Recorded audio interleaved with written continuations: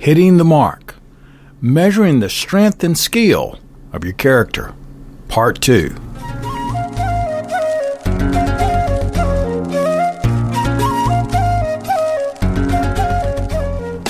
Exploring the culture, the adventure, and the impact of martial arts. That's what Kung Fu Podcast is all about.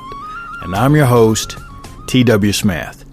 Thank you so much for joining me today in episode number 184, where we're going to be getting into part 2 of Hitting the Mark. This is an essay written by Jim Bohoniak, who is a professor of philosophy at Colby University. If you didn't listen to part 1, I highly encourage that you do, because we're going to be picking right up into that area. Also, if this is your first time coming to Kung Fu Podcast, welcome. You are in the audience of some of the finest and sharpest martial artists in the world. And these are the sort of folks that put a great deal of care, study, and sweat into honing their craft. I hope you bring the same thing to the program. And if you ever have comments or suggestions or an interest in something I might cover in the future, go to kungfupodcast.com and just send me an email from right there. In part 2, how does sports guide us through the development of ethical behavior? Does the source of intent make a difference? What happens if we're not really connected to the target that we set? We're aiming to do the right thing because our parents told us to or required us to, as compared to that's what you wanted to do. What roles do the targets we choose have on our behavior? Why is it that hitting the mark of excellent behavior is just not enough? Hitting the target on its own does not make you an excellent archer. In fact, back in the old days, that would not even be acceptable. So when we're talking about archery and martial arts, and if someone dismisses archery as being, related back to the martial arts or even a measurement of character, it's important to remember that fact. Being an excellent archer had more to do than just the score you hit by hitting the target. And we're going to talk in detail about that here in just a few moments. A real quick summary of part 1 of position, discharge, and chi is where we focused on Confucius of 500 BC and Confucius of 300 BC and how it was going to be a standardized test to measure character. And archery was the tool. Just like today, we have tests to see if you can get into college. We also discussed how in modern test design, we look for validity and reliability.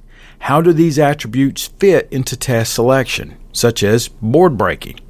We identified 2 main attributes. Wisdom is the skill. It involves having the proper stance, the proper position to realize what is ethically appropriate at the onset. Are you even aimed at a reasonable target? Being a better father, being a better martial artist, for example. Sagacity was the other attribute, which is the strength.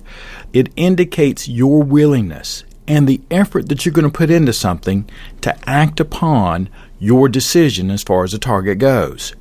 Can you work consistently to reach that target? Having the right aim, but not enough strength to reach the target is extremely common today. People give up before they get halfway there. If you're not sure what to do for targets in your life, then you might Google something like, what do successful business people do? It'll give you a list of 7 targets that you could aim at. When you take aim, draw the bow back with all you got. When you release that shot, those 2 things, your wisdom and sagacity, are combined into that single shot. If your target, for example, is to avoid addictive problems, let's say like drinking, can you hit that target? And how many days a week can you do it? Confucius is often quoted as saying, in archery, we have something like the way of a superior man. When the archer misses the center of the target, he turns around and seeks for the cause of failure in himself. In part 2, archery roles and enjoyment. The notion of self that we just mentioned there when that target is hit or missed, suggested in the Confucian archery metaphor, is very similar to one that Roger T. Ames and Henry Rosemont articulate in terms of Confucian role ethics. The idea that cultivating such a self is regarded as enjoyable is also included in their treatment. In the words of Ames and Rosemont, in the work, The Classic of Family Reverence, a philosophical translation of the Xiao Jing, written in 2009, states, each of us is the sum of the roles we live, not play, in our relationships and transactions with each other. The goal of living, then, is to achieve harmony and enjoyment for oneself and for others through acting most appropriately in those roles and relations that make us uniquely who we are. To cultivate self through taking on roles and to ethically hit the mark while living them out is a social achievement that brings immediate enjoyment in the doing of it. Archery, being a sport, here shows itself to be an apt metaphor for Confucian ethical experience. Like any sport, archery is something communal and designed to bring enjoyment to each of its participants. Sports, as James Keating explains, is precisely the activity undertaken along with others for its own rewards. In essence, sports is kind of a diversion which has for its direct and immediate ends fun, pleasure, and delight.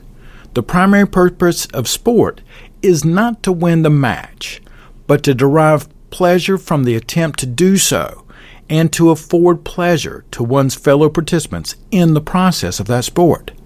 Sport, then, is a cooperative endeavor to maximize pleasure or joy, and the immediate pleasure or joy is to be found in the activity itself. That was written by James Keating, Sportsmanship as a Moral Category, 1964. As a notation there, I'll put in, we want to remember that is not just a date. The 1960s was an extremely important, pivotal time in U.S. history. At ushistory.com, in fact, it says, at the beginning of the 1960s, many Americans believed that they were standing at the dawn of a golden age. On January 20th, 1961, the handsome and charismatic John F. Kennedy became President of the United States. His confidence, that as one historian put it, quote, the government possessed big answers to big problems, and that seemed to set the tone for this golden age. James Keating's writing of sportsmanship as a moral category was extremely important in overseeing this direction that we might be taking from the 1960s forward. In fact, he writes in that work, sportsmanship, long and inexplicably, ignored by philosophers and theologians, has always pretended to a certain moral relevancy, although its precise place among the moral virtues has been uncertain. In spite of this confusion, distinguished advocates have made some remarkable claims for sportsmanship as a moral category. Albert Camus, Nobel Prize winner for literature in 1957, said that it was from sports that he learned all that he knew about ethics. Former President Hoover is quoted as saying, next to religion, the single greatest factor for good in the United States in recent years has been sport.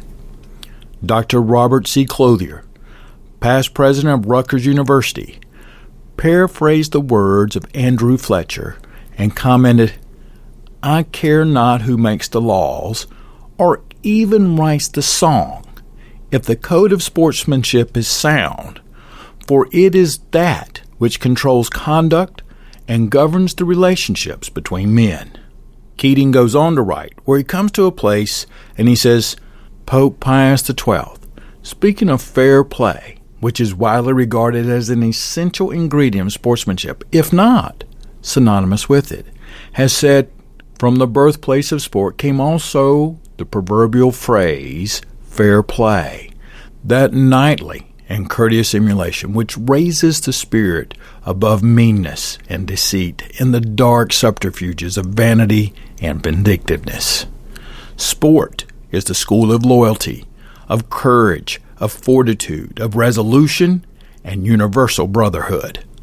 Using sport as a metaphor for ethical experience underscores that ethical living should also be the sort of activity that is undertaken for its own sake. As Confucius makes clear, the motivation to do what is appropriate cannot be located outside of its own activity. In other words, the ends and the means must remain unified. Modern-day examples of the importance of sports. If you listen to the interview podcast with Jamie Clubb, for example, we spoke about how each sport can give you specific attributes that can transfer over to your martial arts training. Ian Abernathy has had a whole podcast dedicated to the defensive sports. And Ando Mirzwa uses athletic training regularly as part of his fight for a happy life. Almost every one of the agents of actions for Kung Fu Podcast has some relationship to sports and how they use it to further their martial arts training. As commonly recognized in the Western traditions of virtue ethics, truly ethical acts are not works that are done out of duty or something outside, or even because they are virtuous. These outside considerations divide the activity into means and ends, making the ethical act something one has to or ought to do. The essence of sport is similarly violated that the moment it becomes something that one is required or expected to do. It makes me think about how many of you all have had to work with folks who were only there because someone else made them go. It's a whole different atmosphere as compared to someone who just wants to do it. The English word sport is derived from Middle English, basically disport, and the Old French disporter, which means precisely it's the release from work that is in any way laborious or mandatory. So when you use sport, we're not talking about labor or being mandatory. We're talking about something that you take on because you want to do it. Truly ethical activity, just like sport, is done out of enjoyment and for its own sake. Quote, to simply recognize what is right to do is not as good as being fond of it. And being fond of it is not as good as actually enjoying it. It is already true, as Ames and Romont say, that the most important thing in the human experience for those who lead a Confucian type of life or want to is the quality of the relationships that locate one in the community and constitute one as a human being. The ideal, then, in this ethical sportsmanship sort of role is one who remains firmly positioned in their associated life and hits the mark by doing what is appropriate, is an extension of their cherished goods.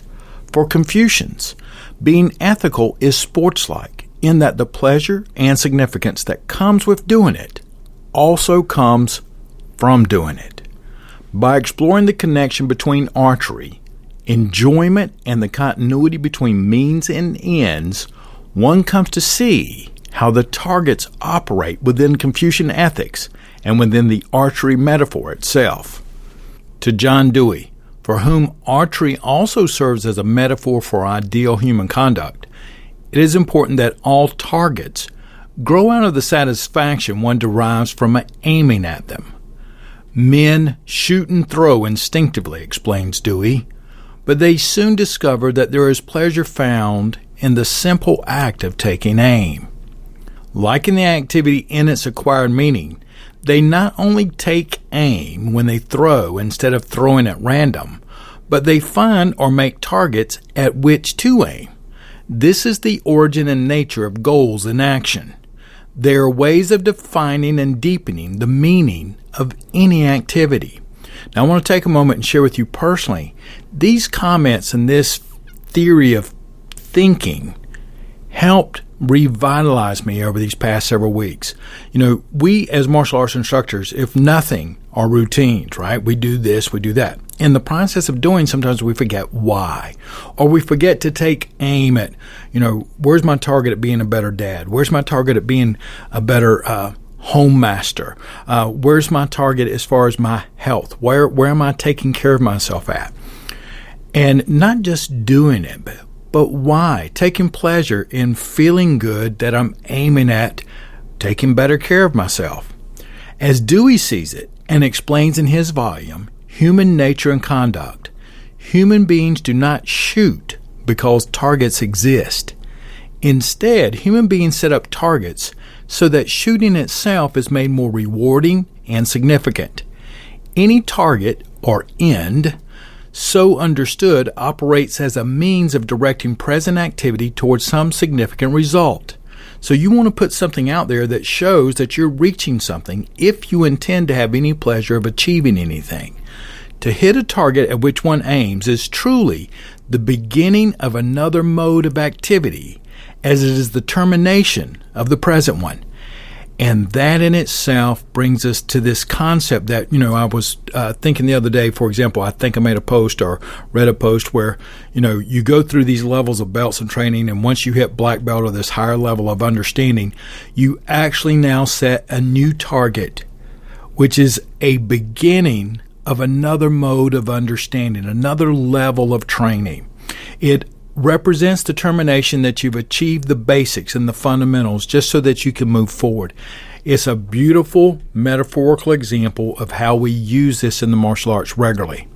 Similarly, hitting the mark in the Confucian archery metaphor refers not to just a discrete act with this fixed end, but rather to what Chung refers to as a form of life that is chosen and embraced as one's innermost own.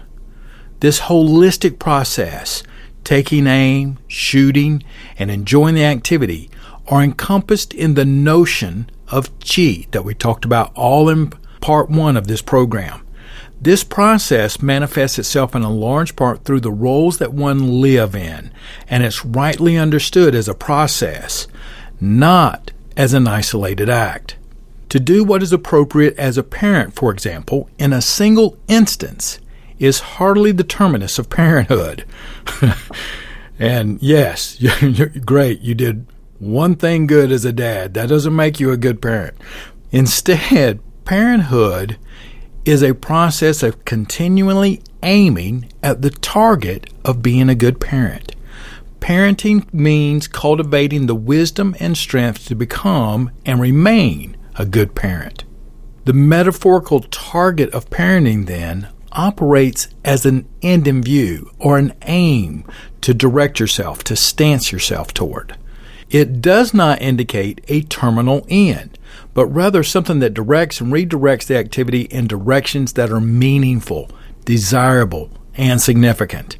This is how ethical targets operate in the Confucian archery metaphor. But what happens if we're not really connected to the target? Like being a good parent. We're doing it because that's what our moms told us that we were going to do when we grew up and had our own children. We are aiming at doing the right thing, but because someone told us to or required us to.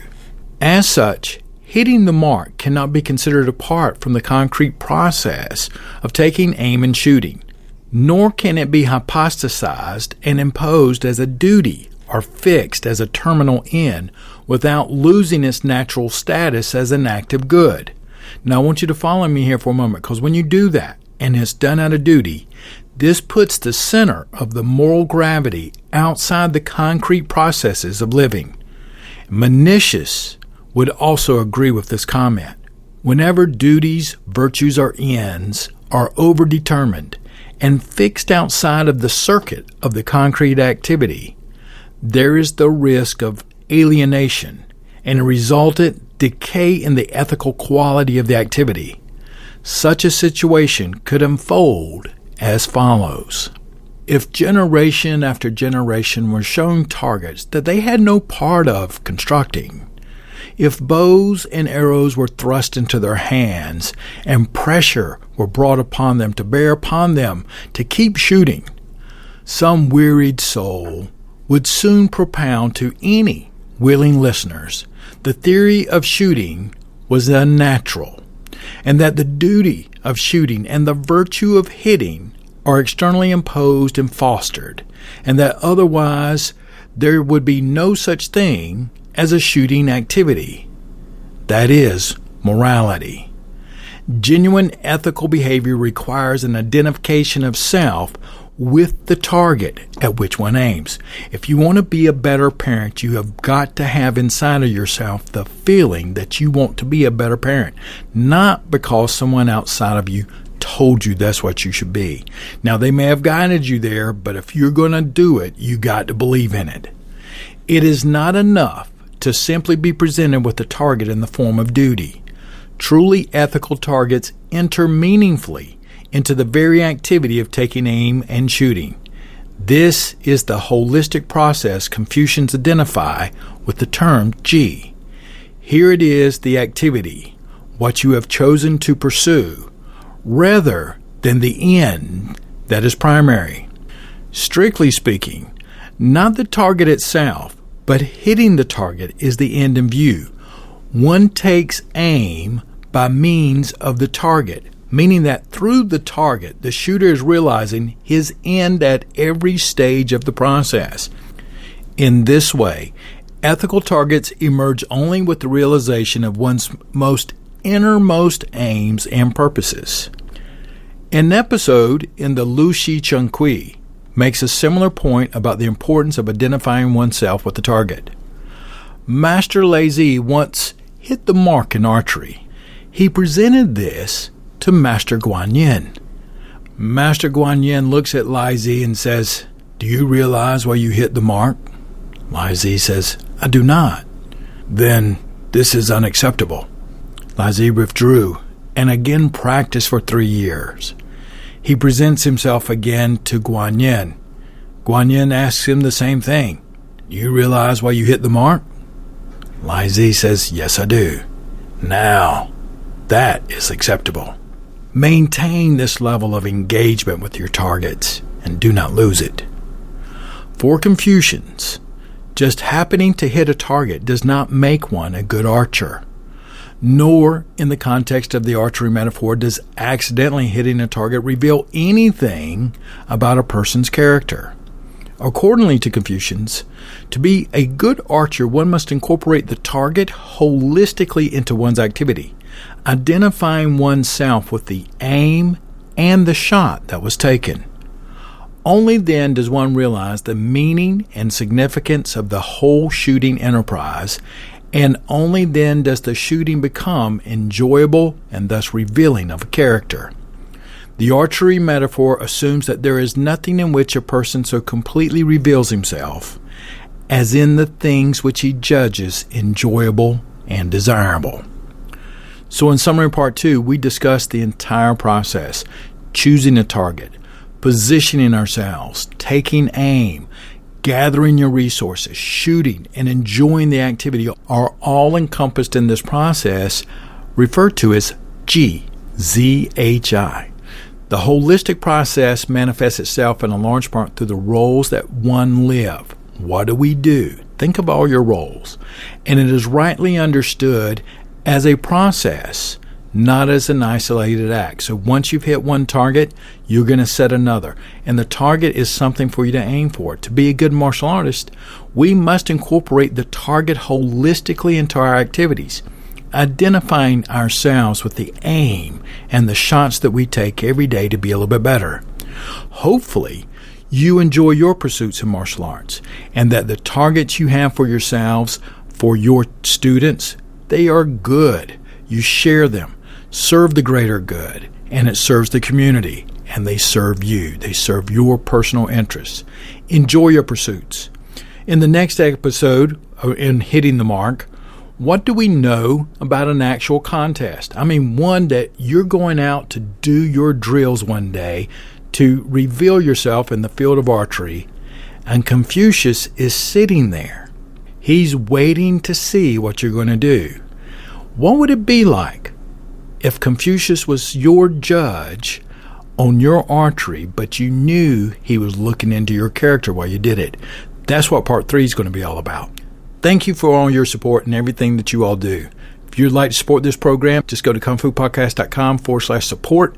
And I look forward to exploring the culture, the adventure, and the impact of martial arts with you again real soon.